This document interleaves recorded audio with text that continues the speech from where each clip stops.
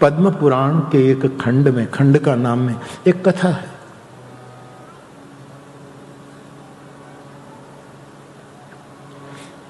रामचरितमानस में जो निषाद की कथा आती है, गुहराज की, निषाद की, वो वशिष्ठ जी के आश्रम में राम के साथ पढ़ता था। राम और निषाद दोनों एक वशिष्ठ जी के गुरुकुल में पढ़े हैं, ऐसा उसका संबंध है। क्यों? कि निषाद की मां अयोध्या की थी। और आज भी, अब तो सब देश काल के अनुसार सब बदल रहा है, लेकिन प्रथम प्रसूति हमेशा पुराने काल में कोई भी स्त्री अपने पियर में ही करती है। तो निषाद की जो मां थी वो अयोध्या की थी, इसलिए जब उसको बालक का जन्म होना तो वो जो सीमंत संस्कार हुआ होगा, जो उस समय इन लोगों का जो, तो वो अयोध्या में थी। और कौशल्या जी के प्रति उसको बड़ी निष्ठा थी। कहाँ रघुवंश, कहाँ निषाद। ये आजकल के लोग जो छूता-छूती बात करते हैं, शास्त्रों को सुनो। यहां किन किन लोगों को मिलाया, कहाँ वो, कहाँ शुद्ध सच्चिदानंद ब्रह्म।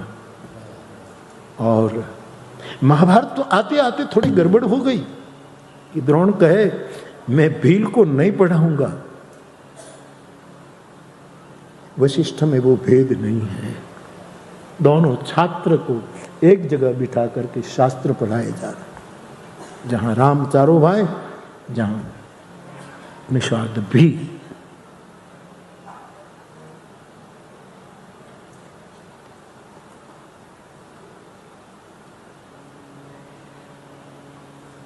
पढ़ाई पूरी हुई।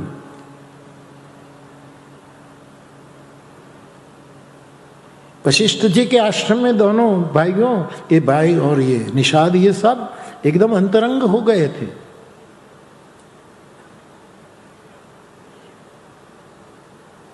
उसके बाद उसकी मां अपने बेटे को श्रृंगवेरपुर ले जाना चाहती है। इतना समय बीत गया, उस समय इतना समय रहती होगी खबर नहीं। और जब निषाद जो अयोध्या की बेटी थी, अपने बेटे को अपने ससुराल, जहाँ श्रृंगवेरपुर है गांव, वहाँ ले जाना, कब मेरे बेटे को मिले। उसी समय भगवान राम ने माँ कौशल्या से कहा, माँ तुम, तेरी सखी निषाद की माँ, उसको समझाना कि मेरे मित्र को अयोध्या से लेकर जाए ना, उसको यहाँ रहने दे। राम के और कौशल्या जी ने कहा, राम कहता है तो कुछ और रहने देना उसको, निषाद को। हाँ ठीक है, हो रहा। संग संग खेलते थे, संग संग वन विहार करते थे, संग संग हंसी विनोद करते थे। सखैति मत्वा प्रसभम यदुक्तम, हे कृष्ण हे आदव, इसी रूप में गुल मिल गए थे।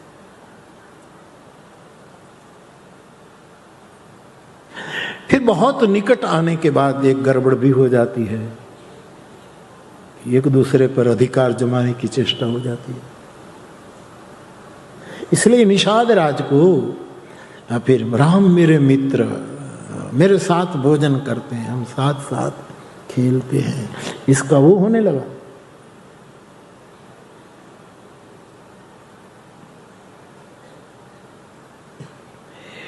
तब प्रभु ने एक संकल्प किया, राम जी ने, कि निषाद तेरे सामने और पूरी अयोध्या के सामने में एक संकल्प करता हूं कि हम विहार करने जाते हैं और कोई हिंसक प्राणी आ जाए, कोई जंतु आ जाए, कोई जीव या हिंसक प्राणी आए और उस पर मैं प्रहार करूं, और मेरे प्रहार के बाद उसी प्राणी पर जो कोई दूसरा प्रहार करेगा तो मैं उसको मृत्यु दंड दूंगा, ऐसा एक नियम डिक्लेयर कर दिया। ये लीला है ठाकुर जी। अन्यान्य ग्रंथों में रामचरित है, ये अन्यान्य ग्रंथों में।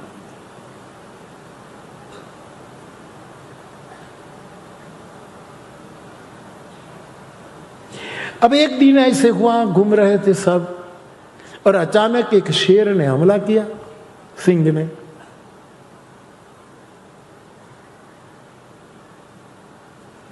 भगवान राम पर एकदम वो हुआ, और भगवान राम ने उसको बाण वो फेंका तो छटक गया,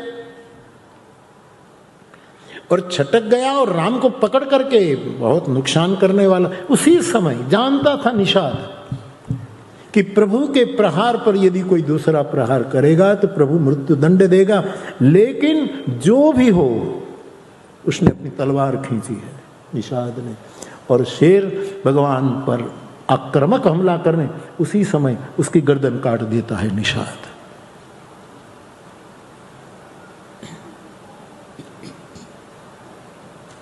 ये लीला है। उसी समय भगवान कहते हैं, मेरा नियम तूने तोड़ा है, मैं तुम्हें मृत्यु दंड दूंगा निषाद। जो देना दो बाबा, तेरे हाथ के जहर भी मेरा मृत्यु है, मेरा अमृत दो, जो दंड देना, प्रहार करो। तैयार हो गए।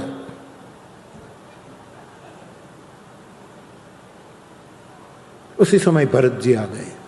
सब एक क्लास में पढ़ते थे, सहाध्यायी थे। भरत जी आ गए। भरत जी साधु है, संत है, संत की बात भगवंत भी मानता है। उसी समय भरत जी ने कहा कि प्रभु, बोले हाँ उसने नियम तोड़ा, ये हमारा सखा है, सब कुछ है।